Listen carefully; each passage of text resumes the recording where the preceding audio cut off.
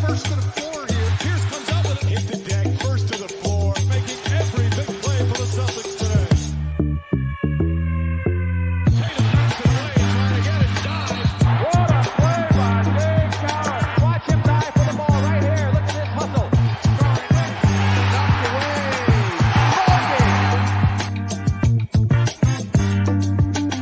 Welcome into another episode of First to the Floor. Ben Vallis here. Thank you for joining us. Hope you're doing well. It's another brutal day of no Celtics basketball, but some tough moments for our friends, the Los Angeles Lakers and the Philadelphia 76ers yesterday. So in a moment, we're going to fire up the Schadenfreude Report and later our preview of Game 2 against the Miami Heat. Alongside me, Wayne Spooney and Jake Eisenberg. How's it going, guys? Fellas, undefeated still in the playoffs. It's a good feeling. Feels good. I was saying before we jumped on, the specter of anxiety is approaching as we're under 24 hours until Game 2. I know rationally we're better. It doesn't really matter if we lose this game, but I can feel it, dude. I can feel it. I'm stressed out. It's happening. Yeah, look, we want to go 2-0. I'm already coping though. Like if we lose, it's fine. No deal. What's the angle there? How is it fine? Because because like you just win the next 3. Yeah, right. Okay. Yeah. We should just do that from today. I agree. That's my goal. My personal goal for me. Just saying. That's all. Yeah. No, I mean, yeah, they're going to find a way to pull it out. But this is what happens when they allow us 2 days to stress out. Between you have 1 day of basking in the glow and then 1 day of all the neuroses creeping back in and picturing it all going to shit. Which is where I think we're all at now. So great time to get on the stream here on YouTube and pod out those feelings and prepare ourselves and the audience here. Thanks for joining us, everyone, for Game 2. But first, we've got to get to our favorite unsponsored segment, the Schadenfreude Report.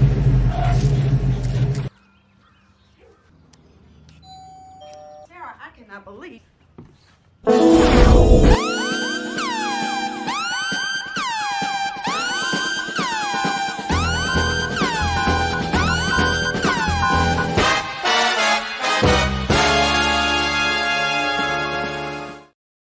Jake, the Schadenfreude was buzzing yesterday. I couldn't keep up with it personally. It was crazy. Whew. Man, the only good thing about not playing on those days is that we don't have to be part of like the chaos and the anxiety of yesterday. Man, I was in the Ball Sixers playback for the Sixers game, and like that, it's like they are so. Like we've had a rough couple of years, like PTSD wise, but they're just like every day living all of it, like every inch of the feelings, like Embiid looking good in every game and then getting hurt and then slowly wearing down, just like constantly every game, every year, reliving the same story over and over again. But this game was like a special kind of cruel.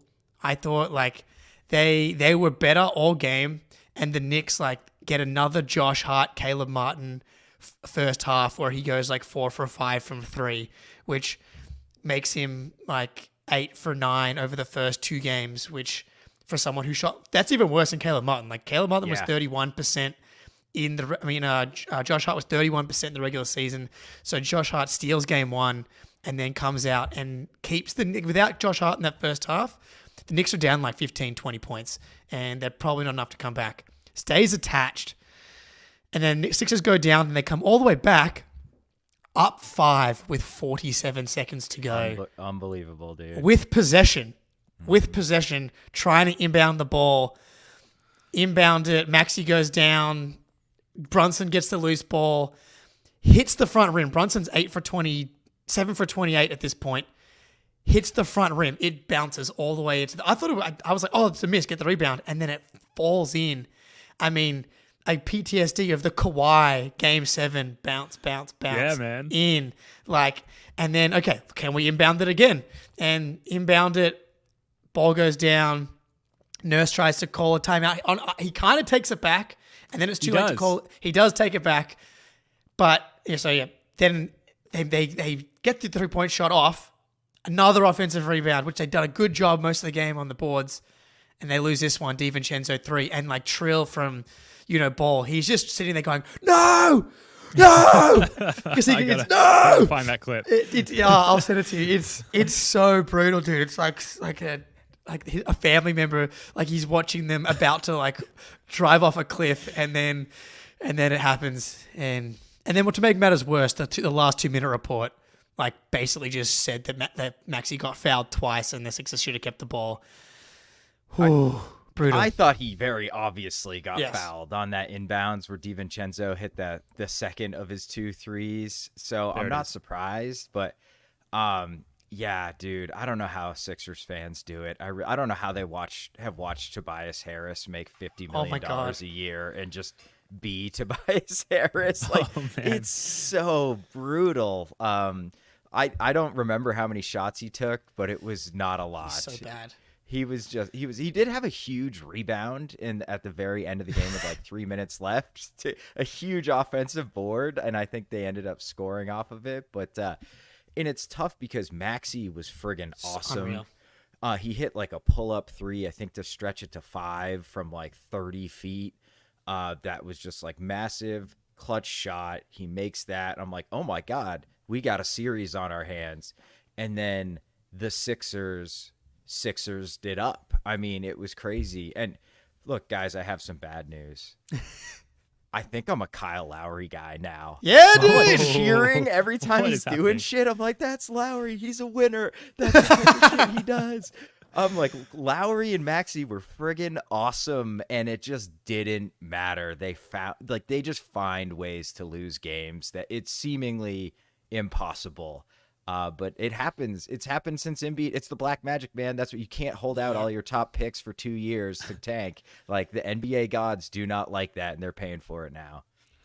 Yeah, I've always said that the entire process is a sham, and that they've been paying for it ever since. And Maxey is the only organic player acquisition in that time, which is why he's flourishing while everyone else is doomed to mediocrity, as we saw in this one. Up 5 with 47 seconds to go, and Insane.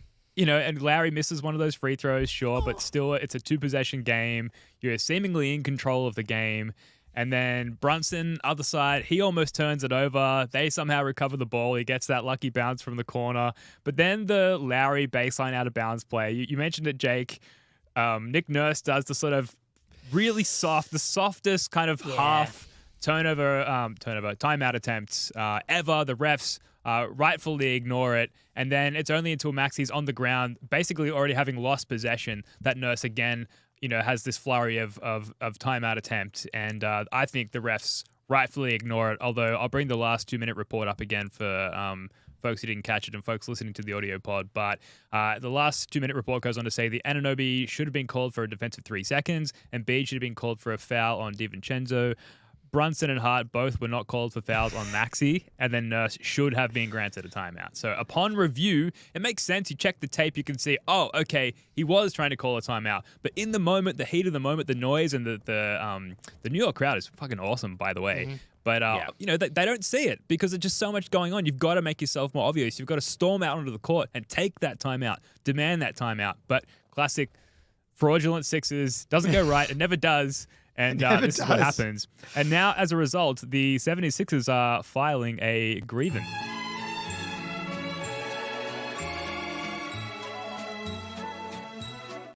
If you can believe it. Like, just leave, just take the L. I know. Yeah. And of course on. they are. But what like, if they win the grievance, what happens? I have more grief. No idea. Yeah. Like, they're not going to play the game again. And they're not going to overturn the result. Right. So I have absolutely no idea what their remedy is in that type of grievance. Maybe like, I don't, can you request those refs not cover your games again or something? It's not like, I don't know. It doesn't make any sense. Real quick, I pulled up the win probability calculator. If you're up 5 with the ball with 50 seconds left, you have a 98.9% chance to win. So Ouch. 1% chance to lose, but brutal. That's what the Schadenfreude Report is all about. Sorry. Yep. Sorry, Yeah. Speedy. Yep. No, you're good. This is very Maury. I feel like this is not his first ref-related grievance he's filed in his career. He did it with the Rockets, where he submitted the full report on how much tape and report on how much James Harden is actually getting fouled, and it's just such loser energy, man. And I don't know about you guys, like I actually I was going for the Sixers. which is a very weird feeling. And I think it's because the Knicks have become they should have just accepted that they're a cute story, had a cool 50-win season. Brunson was awesome, but then they just had to take it too far and be like, people disrespecting us. We can make the finals. Jalen Brunson not only deserves to be first team All-NBA and MVP, but he's already better than Jason Tatum. They just went so far over the top that I was just like, oh, I guess their hate has overtaken my Sixers hate. And that's not something that I anticipated, but I'm in the live chat being with all the Sixers fans being like, oh, Maxi's cooking, fucking screw Tibbs and all these tryhards. They have made a good point that the Knicks kind of feel like the new Heat in a way, gritty, offensive rebounding, their coach just, cooks up some tricky defensive schemes here and there, not Spoelstra level, but they're definitely giving off that type of energy. They're not an excellent team, but they seem to keep scraping out all of these wins. If Brunson goes 8 for 26 and then 8 for 29 and they're up 2 in the series, that is some devil magic shit I've ever seen. So I don't know if you guys felt the Josh Hart, Caleb Martin parallels are too much. So I don't know about you guys, but that's how I kind of felt. But then at the same time, I think this is actually the better result for the Celtics. Getting ahead of ourselves, but the Sixers to me clearly are better.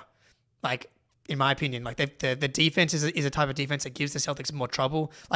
As hobbled as Embiid is, he's still a really good rim protector, and that's giving the Knicks trouble. And then creative, and then offensively, it's just Brunson and then all these role players, as opposed to the Sixers have Embiid and Maxey, guys that actually take gravity. So I think that the Sixers, even though they're down 0-2, I still think the Sixers are the better team. Wouldn't shock me if they are actually able to even this series up. But I think this is the better result for the Celtics. Yeah, I don't know, man, honestly. And I feel like looking at it through the lens of what are you seeing from either team, and we'll get to this through with the Lakers and Nuggets as well. What are you seeing from these teams that make you think, oh, shit, I really don't want to, I'm not looking forward to facing that if we do come up against these squads in a future series. And the Sixers, or rather the Knicks, their tenacity and their way to disrupt what their opponent is doing offensively feels like it could be the most disruptive to a Celtics team, as opposed to, we kind of know what we're getting from the Sixers. We've played them so many times. We understand the formula, and add how hobbled Joel Embiid is, who said after the game, no worries, we should be up 2-0 in this series, which it's like that line from the movie The Social Network. If you were the inventors of Facebook, you'd have invented Facebook. You're not up 2-0. You're down 0-2. You're not the better team. In my opinion, at least. It's showing how easily the Knicks are able to disrupt what the Sixers are trying to do. And I fear that as far as how it might impact the Celtics in a series. Yeah, the Sixers also feel kind of like a wounded animal right now. If they were to go through, I think, Jake, you kind of brought it up, is that means they're playing well. And that's not good. We don't want the Sixers playing well when we have to play them. But yeah, we can, what I've taken from this series specifically is that we are way fucking better than either of these teams, really. Yes. I think what I've learned is I don't really care which one of these teams win. I just want it to go 7 because I think we'll crush either of them. But they both have crazy different strengths and weaknesses if they're playing the Celtics. And I think the Knicks will be more frustrating to watch when we're on, just because of the rebounding. Offensive rebounds they're maddening when your team is giving up offensive rebounds. But the flip side is if Embiid starts feeling better and that whistle starts coming, and Maxey gets some fucking crazy calls too, dude. And so does Brunson. So there's going to be a lot of bullshit fouls in whatever series we get in the Eastern Conference Finals, I think. But I don't know. I can't really pick, but I just think that we can mop either of these teams up in 5, I think. I really do. Yeah, I do think the rebounding thing, it's a stylistic matchup problem for the Sixers. They're just not a good rebounding team, and at the best of times, and you've got this version of Embiid. And the Celtics, unsurprisingly, game 1 against the Heat, were awesome on the boards, and that's something the Heat, they absolutely replicate what the Knicks do. They don't quite have the personnel to be as effective as the Knicks, but it looks really bad against the Sixers because they're bad at rebounding. So it's like they're able to double, like how many, they rebounded 50+% of their misses in game one, that's insane. But that again, that's fool's gold against like a real team. Like both the Bucks and the Celtics really, like between Giannis and Lopez, and then the Celtics when they're really locked in rebounding wise, that's just not going to, 50%, and they just won. That to me is like that's an indicator that, I don't know, man, you're building your house on a castle of sand.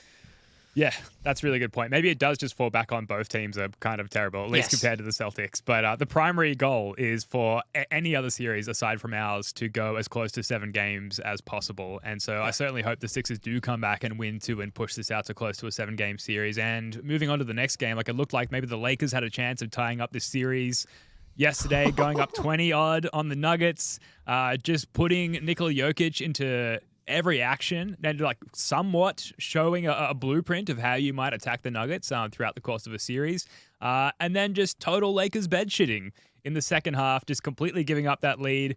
Jamal Murray goes ham to end the game, hits the craziest game winner of Anthony Davis, and just like Anthony Davis gets literally buried in the celebration of the Nuggets. Again, from the Schadenfreude perspective, Spoonie, you love to see it.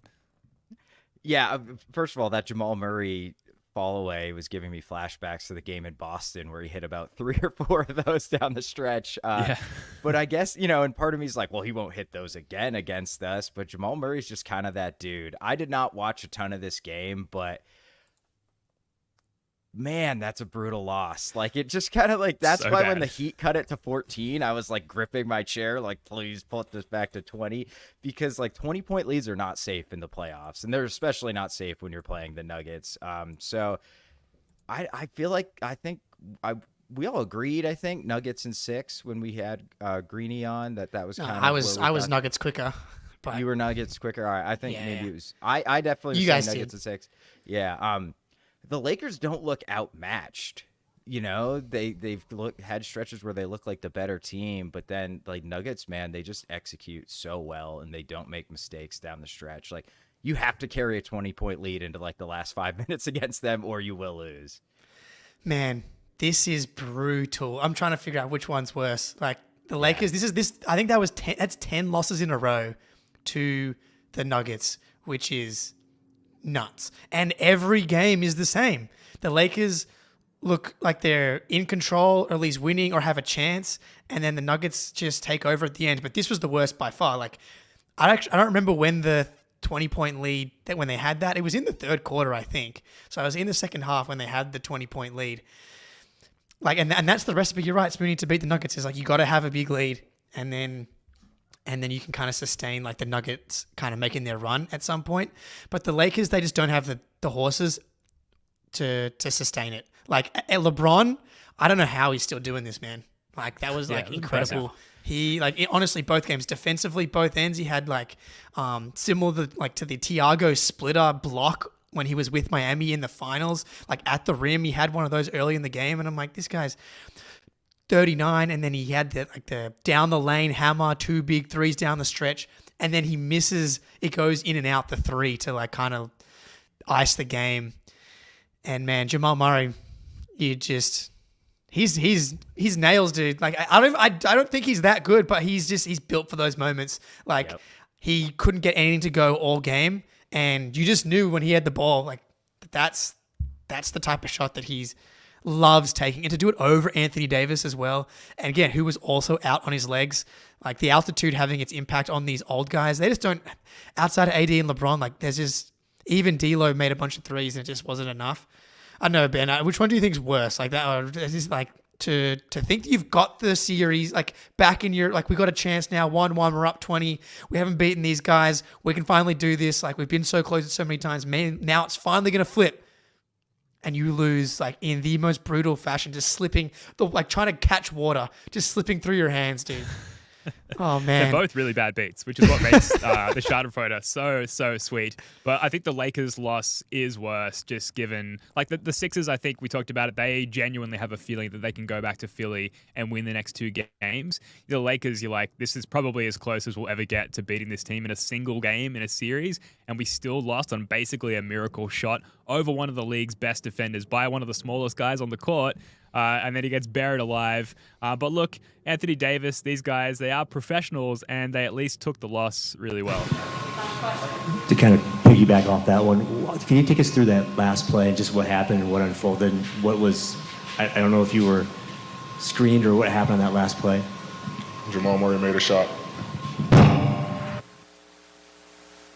First of all, the AV, the equipment guy has to be like, I'm pretty sure that's a Shure SM58. That's a good microphone. Don't just throw that shit on the table, AD. Yeah, easily. And look, AD, he had one field goal attempt in the fourth quarter. They just stopped going to him, and somewhat credit the Nuggets defense for mitigating, that option for the Lakers. But in the second and third quarter, the LeBron AD pick and roll was just absolutely decimating the Nuggets. And like I said, Jokic in the action, and whether or not they switched it was Jokic starting off guarding AD. And if it's a switch, then you're switching Jokic onto LeBron James. And even at 39 years old, he was cooking Jokic off the dribble as well. And then they just went away from that. And credit Aaron Gordon, who I believe switched on to AD and was defending LeBron more in the fourth quarter as well. I only caught like the 10-minute condensed of this game. Of the time that I had, I chose to watch the Philly Sixers game because of that preferred Eastern Conference Schadenfreude. But that's what it looked like the Nuggets did to adjust, and it seemed to work quite well. And then just add in the sort of typical Lakers bed shitting as well, which we know and love so much. So I guess I'll circle back on this question. Like, what, if anything, from this series, if we do face either team, and obviously focusing more on the Nuggets here, are you seeing that you're like, fuck, I'm not looking forward to that? And on the other side of the ball, like, what are you thinking? Oh, okay, like maybe there's something here. Maybe there's something that we can go at the Nuggets with. Man, on one hand, it's like, okay, the Nuggets have kind of almost lost to the Lakers twice now, who aren't a great team. They're like good, but that was true last year as well. And granted, they got to play the Heat in the finals. So I was like, can I start to talk myself into like the Nuggets actually had a pretty light schedule, like light run last year, like the Suns with KD and Booker. I mean, And then they play this Lakers team, and then they get the Heat, who just exist to make the life of the Eastern Conference annoying, and then they just give them nothing in the finals. So it's like, if a better team actually is able to get them in a series, can you take them down? If you start to talk myself that way, basically though, if you get into a close game, I feel like you're going to win 20% of those games. So it's like, if 4 games come down to it, I think the Nuggets probably win 3 of the clutch games. Celtics win 1. But can the Celtics just win 3 more games in double digits? I think that's actually very, very possible. Yeah, so the Lakers haven't been able to score against the Nuggets, really. They had 103 and then I think 99 in this other game. And it's not like the Nuggets offense is playing some incredible, like they had 114 and then whatever it was 101 or 102 in this most recent game. And they're kind of begging the Lakers to shoot threes, and they're shooting them decently, but their volume's not high enough. But that's what we do. Like that please allow us to shoot threes. So I think from the Nuggets standpoint, they don't look unbeatable, even though they are so far not beaten. It's not like they're just absolutely slapping up the Lakers and winning by 20. So that's got to give you some thought that, like, well, man, the Celtics, I know we said it last year, the Celtics are better than the Lakers and we should be fine. We should be able to win some games. So, but I do really think that, like, we have matchup problems offensively for the Nuggets. They are not a great defensive team. They kind of put it together with patchwork and protect the rim. They have great defensive wings, but I think there's ways you can attack them, especially if you put like Jamal Murray and Jokic in the action together. So I don't know, but they're really awesome. I certainly think I certainly don't want to play them in the finals.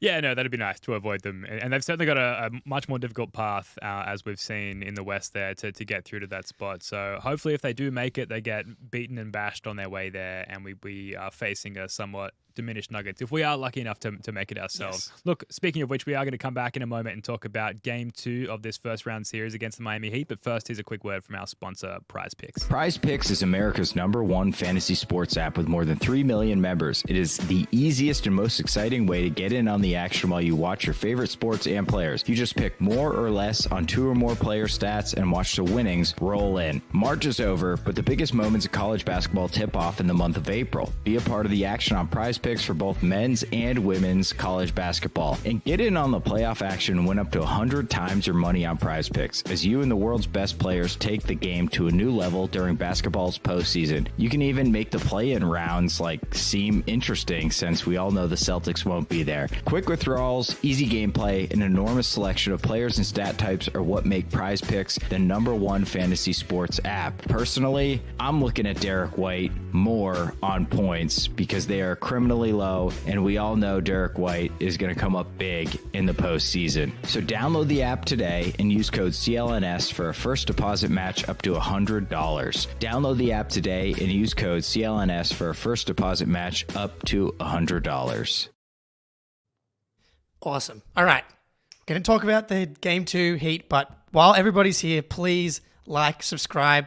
You know, we're here every day giving you guys as much content as we possibly can. We're having the best time with everybody out here, but please like, subscribe. We're kind of everywhere, Twitter, Instagram, TikTok, if you want to get some of the shorter clips and stuff that we're putting out as well. Spoonie's writing for 3 Leaf Clover, always dropping. I mean, his most recent one was absolutely fire. So go check out Spoonie's 3 Leaf Clover, always awesome. We're watching games on playback.tv/Celtics blog. Yeah, I mean, emotions are running high inside that room. And I was up at 3 a.m. with literally zero sleep, and I've never been more wired in my entire life. Yeah, and there was a big crowd in there. Everybody's having a good time. And then also make sure you check out How About Them Celtics and Celtics Lab podcast. Everyone's putting out some great content. Potentially a crossover episode after Game 2. We're in talks. We're in talks with management to see if we can get the contracts lined up here. But Game 2, Heat. I thought of you, Ben. What's keeping you up at night? What are you thinking the Heat could do that might freak you out a little bit? Well, why don't we lead in with this Joe Mazzulla quote? So he says, I guess yesterday to someone from the media, I wish I had a name to attribute this quote to. He says, if you think you're not going to see a different version of Miami, you're kidding yourself. So at the end of the day, it's giving the game, it's giving what the game needs and having the expectation that it's going to be a fight. So get ready for a fight. Suffice to say, the Heat are going to rock up with more intensity, more physicality, and I don't think it's going to be as much of a pushover as it was in Game 1. As far as the on-the-court differences that I think we'll see, I expect them to give KP a lot more trouble, a lot more physicality. I thought that his catches came a little too easy. We played the Hawks those 2 games late in the season, and they were really physical with KP. They made his positioning on the catch and then just physically getting his hands on the ball on that catch extremely difficult at every attempt. And I didn't think the Heat did a very good job for that, which wasn't particularly characteristic of the Heat. They're typically a lot better and more capable of being more physical and more disruptive on that end of the court. So I expect them to be a lot more physical with KP. I also said this on the last show, but I expect them to chuck up a fuckload more 3-point attempts in this one because it's really their only shot offensively is to try and catch fire from 3 and get hot, and you can only do that through insane volume. So those are the 2 changes from my perspective.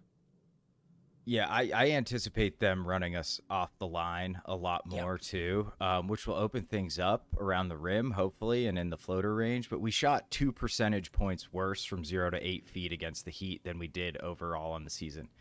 That's not a ton, but it is indication that we did shoot worse around the rim against the Heat. So maybe that's something they can latch on to. But you can't just let us walk in. I think we had 41 open or wide open threes in Game 1, which is just absolutely absurd. You're just not going to beat the Celtics if you're giving them that many wide open threes per game, especially in a series. So that's the big thing for me is I anticipate, they'll try to win the math. They'll shoot more threes. I thought Jaquez and Martin especially were super hesitant to fire. I felt like there was a few times where they had some space and they just didn't let it fly and let our defense kind of get set, almost like a record scratch possession. So that's not going to happen. They're going to shoot those threes. I think dialing up the physicality, definitely on KP. I do think the reason it was so easy for us to get KP as catches is we did such a good a good job swinging the ball from side to side, and then you're shifting the defense, you're shifting the passing angle, and all of a sudden you're being really physical with them, but now you're not in any position to like actually stop the entry pass because the pass angle has changed. So I think they'll probably try to jump passing lanes more, because I feel like that was a big Heat thing. Is they were always jumping passing lanes. So if you're smart, you can hit them on back cuts and things like that. So I think they're just going to be more aggressive, but I think that has big downsides too, and could lead to like us waltzing in for like easy layups over and over. So they got some challenges. Spo's got a big job to do. Yeah, I am very interested to see how he tries to adjust. That's exactly what they're going to do. They're going to try and limit the 3-point shots. That has to be because I think they tried to play the other way around, where it's like, let's try and bait them into taking as many threes, and then hopefully they miss, and then because they're missing shots, we're packing the paint, and it's like now it's going to be hard for them to adjust, and you kind of need to make shots in order to loosen it up. But like at this point, that is just stylistically what the Celtics want to do, and if you're letting them do that, it's just like that's who we are, that's where we're comfortable, that's what we want to do. It's just a self-fulfilling cycle where like the shots are just going to go in. I can see them trying to switch more, play it straight up. And like, obviously, if they're going to switch more, that's when you get the Tatum post-ups, Jalen post-ups, obviously the KP post-ups. But that is when you do have to go ISO. The ball's not going to be moving as much when they're switching everything. You've got to win those matchups. Tatum spinning baseline, but then does help come from Bam? Are they ready for, the rim reads of Tatum? Are they like kind of locked in on Jalen? They're like letting him go one-on-one, getting to the rim. And that's probably what they're going to try and do. Jalen kind of had some issues with that early in game one. Can we get the ball in Jalen Brown's hands? And then talking about getting to passing lanes, trying to muck stuff up, because they weren't. We won the turnover battle in game one. And if you're winning the turnover battle against the Heat without Jimmy Butler, there's just not really anything that they can do. So yeah, that's what they're going to try and do. Yes, they will try and take more threes. The Duncan Robinson's been on the injury report, off the injury report. He played in this game. He didn't play a ton. I wonder if 2 more days rest, like the Bam Duncan Robinson 2-man game, is hard to deal with when Bam's allowed to set moving screens. It just is. And if they're going to allow it, then it's going to be hard to defend. So you've got to be really good at getting over the screens, because I can see him being the one guy. Can he go 7 for 10 from 3? Because he did it in the Bucks series. He was good in the Celtics series, but like he has the ability to really like drop 20 on 7 threes. So I can see them trying to get that going, him and maybe Bam and Hero as well. So you just got to maybe you start switching that as well. It's like, do we really care if we end up with Drew Holiday on Bam? Like if we're switching it, that's probably okay as well. So I can see them using that as a way to get their 3-point numbers up. But like Harkes, he shot 32% from 3 this year. So it's like, yes, can he come out and be confident in the first quarter, take 2 threes? If they don't go in, I just don't know how he can be confident in continuing to take them. Caleb Martin was surprising to me in that he didn't try and like recapture the magic, because he had some looks that he could have easily taken that he just did not. And in his post-game presser, he did say we maybe passed up some looks. And I was like, I can definitely see him in particular being way more aggressive when it comes to getting shots up. Yeah, for the whole roster, really. Like Bam attempted a 3. I think it was an air ball in the first game, but like at least that's the right mentality. Like that's where the buckets are. You're gonna have to get them at high volume if you're gonna have any chance, just because of the talent disparity. Like that's your only shot, really. I mean, you can kind of say that for last year's series as well. You just have to get shit hot from 3, because everything that we've listed off as far as what the Heat might try, like as you're listening in your head, you're like, we've got to counter for this. If they switch, like we can counter that. If they go zone, I mean, they can't fucking go zone. We decimated it in game 1. If they play us straight up, then there's just too many mismatches for us to hunt. We have a counter for everything other than just like they got godly hot from 3. And just like last year, there was nothing that we could do about it. You mentioned Jimmy Butler before. There is a recent update from Shams earlier today on Jimmy Butler's health for the rest of the playoffs. Do we see Jimmy Butler at all in this series potentially? Michelle, it's crazy to me that Jimmy Butler played 3 quarters with what I'm hearing now was a severe MCL sprain. He is not going to be back in this series. This is a rehab that's going to go at least 1 month, could be 2 months of rehab. This is something that Jimmy Butler is going to have to work on It's seriously remarkable to me that he played 3 quarters on this injury. They identified it essentially in the 12 hours after the game. They knew what he had suffered. Thankfully for him, it wasn't the ACL. It wasn't a meniscus. But even if the Heat were to advance in this first round somehow, it's still very, his postseason availability very much up in the air. But so he's gone. He's not coming back this series. And as much as you hate to see it, just from a general, humanity perspective, kind of comes as a relief. I think we can say both of those things can exist at once. So he's not coming back as far as that being a counter or an adjustment for the Heat to make. That's just not going to be an option. Jimmy Butler's not walking through that door. Yeah. That do you believe it? I at this point I think I do now. Yeah. I think I do now. Like that's the fact that it's not like a couple of weeks, like he's healing quite well, still unlikely, but like there's a small chance by the end of the series. It's like, no, this guy might be a multiple months, like minimum 1 month. I think that clearly it's not happening. I did want to ask a question about the zone though, because like obviously the zone didn't work. We just ripped it to shreds and the game was over. If Hauser misses those 3 shots early, right? And then he stays confident and he ends up hitting 4 in a row. Doesn't even touch the rim on the next 4. What happens if you keep missing, right? Like can they do the Heat go back to it? Because you can just miss wide open shots. I guess the question is, are there other ways to attack the zone, Spoonie, if you're not hitting your threes? Yeah, so I'm like the Heat really run like a 3-2, which is kind of unique in the NBA, and sometimes it like almost flattens out to like a 1-4. It's weird. It moves a lot. They're really good at it, right? I think big time, like the obvious one, KP on the nail. You can get him isolated, but Bam's gonna be there. He's not really gonna have a mismatch against the zone because that's right where Bam sits in the middle of that zone. But a big thing is like just get him the ball, because it's going to turn. You're going to have those 2 guys sort of each in a dunker spot. And we looked like we were spreading guys out to both corners. They're going to have to turn and look at KP. And then you can get backdoor cuts in behind those corner guys. Or you can even set like pin downs and stuff like that, because it's effectively like they're just going to switch all those side actions. But you can still get momentum. You can get guys out of position and you can get to the rim. I think the biggest thing is, you're probably not going to get a good look at the rim the first drive. So multiple drives, multiple kicks, and cut. Like Derek White will be able to do those. I think he had one nice little cut. It might have been in the first Heat game that I pulled for my series preview, where Drew was like posting up, spun, and then just laid it to Derek White, who was cutting right down the middle of the lane and laid it in. Like, that stuff is always there against the zone. Often defenders will have their back almost half turned to you so you can get in their blind spot. So there's ways to attack it, but like you got to some of the threes have to go down. You got to loosen that zone out some, because otherwise they're just going to be completely camped in the paint. And if you're not shooting threes, then you're shooting mid-range jumpers, and you might as well just shoot threes.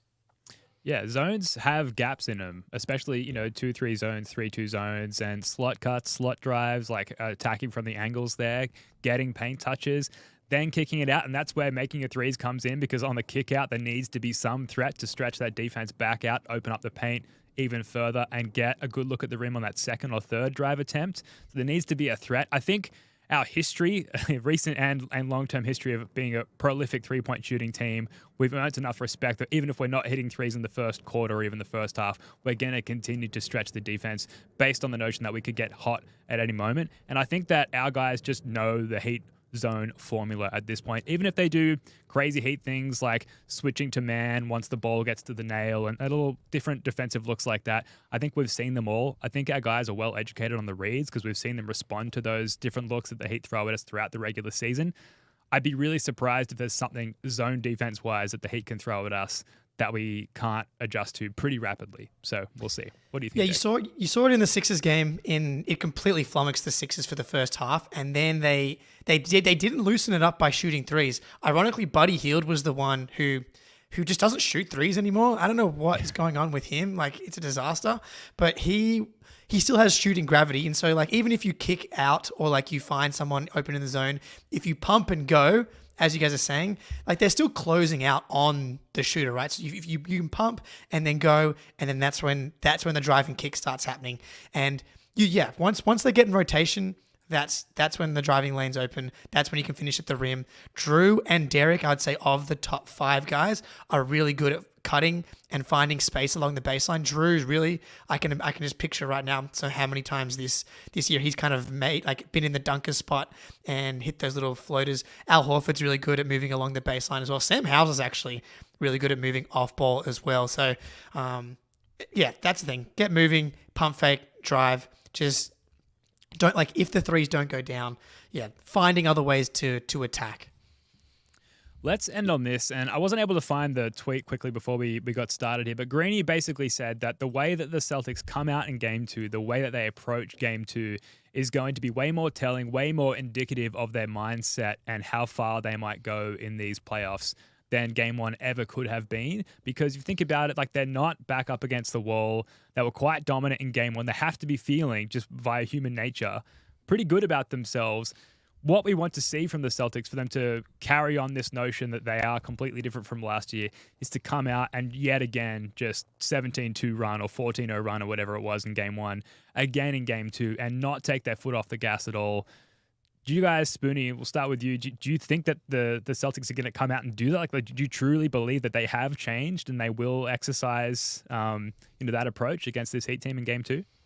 How can you listen to your coach on, pardon my take, talking about getting choked out after the Atlanta loss to punish himself and not have that mindset? I think maybe like what happened with the Bam illegal screen and Caleb Martin, which, mea culpa, he did get pushed by Drew Holiday. I guess it wasn't dirty, but I'm never giving them the benefit of the doubt until I see an alternate angle. So that's got to piss you off, right? Like, the team talked about it. That maybe is like the best thing the Heat could have done for the Celtics coming out in Game 2, because I feel like you can't just get like cheap shotted in those ways and then be like, these guys are all right, we're way better than them, we'll just waltz out here and it's no big deal. Like, I would want to kill them if I was on the Celtics and be like, fuck these guys, like, they almost hurt us, like, now we are going to show them how much better we really are than them. So I really do. Maybe I'm just like drinking the green Kool-Aid, but the way they've talked about this run, and really from like day 1 of training camp until now, every single guy on the roster has talked about it in the exact same way. Like, we've got one goal. We know what it takes now. Like, we have to play hard. We can't let up. And really, throughout most of the regular season, they did not have nearly as many of those, like, oh, they took their foot off the gas type of games compared to previous seasons. So I do think they're going to come out. And really, for me, it starts on the defensive side of the ball. Come out flying around and just choking off the Heat's offense, and our offense will come. Yeah. Defend at a really high level, rebound, don't turn the ball over. Like, all the adjustments, you can do all the things in the world, but if you win those things on the margins, the talent disparity between these two teams should take care of itself. I do think it's like, you should kind of like give the Celtics, like, they are human. Like, the Heat are also trying to win this game. Spoelstra is one of the greatest coaches of all time. Like, if they come out and, like, shockingly, we didn't think of the adjustments that Eric Spoelstra came up with. Never. And I think we've got it all covered, Jack. I'm kidding. And so, and like, it can be tricky to adjust to, just, you mentioned, like, the Celtics can be ready. There can be like another layer of physicality that, like, the Heat do bring. And, like, there can be an adjustment period. Maybe the Celtics are, tied going into halftime or down 5, up 5. Like, it's just a close game at halftime. Just because they do that does not mean that they are not a different team. Like, I don't think that is fair as a way to, like, grade them, because the other team is trying to win the game. They do have, like, firepower that if they do get hot, if some of these things do work, that they can at least hang in a game, I think. And so, but as long as they're, like, clearly playing the right way, I think that it should even out. And you talk about the mentality, like, I understand. I think they're going to have the mentality. You got this quote here from Pritchard getting asked about the Caleb Martin thing, and this is where his head's at. Yeah, I think we like that. I think that was a joy to see that, and what it's going to be like moving forward, and we're ready for that test, that physicality. And I mean, you can even see with JT, got up right away, and it didn't faze him. His teammates had his back, so we just one big family. So take care of each other. Hell yeah, Hey, Pete. man. Yeah. Joe's just got a little army of psychopaths Yes. running behind him now. I saw a tweet from Al Horford Pacino. It was actually a joke, but he was like, Ime talk the talk, Joe walks the walk when it comes to like the toughness. Like that Celtics team for Ime was incredibly tough as well. And the fact that the Celtics not being tough, I think has always been something that's just not true. Just because Tatum doesn't like yell, it doesn't make him tough. But clearly you see in game one, like, incredibly tough. That would have like LeBron James would have been on the ground. We still might not have finished game one. We might still be waiting for that game to finish if LeBron had been the one to go down. So these guys are ready to go. I'm glad they enjoyed it. I personally did not enjoy seeing Tatum go down like that. But yeah, I think you're right. I think that the physicality of that Bam screen and the Caleb Martin thing just adds like a little extra juice on top of all the extra juice that there is from this rivalry. And yeah, I think that mentality is going to be good to go. Love the extra juice. Well, look, we've successfully done what the national media was unable to do and actually establish one or two narratives heading into game two and make this a little bit exciting for hopefully more people than just us. So looking forward to that. That is going to do it for this one. Thank you so much for tuning in. Be sure to join us for game two watch party on playback.tv/Celtics blog. Can't freaking wait. Spoonie, Jake, love your work, guys. Until next time, go Celtics. I love the Celtics!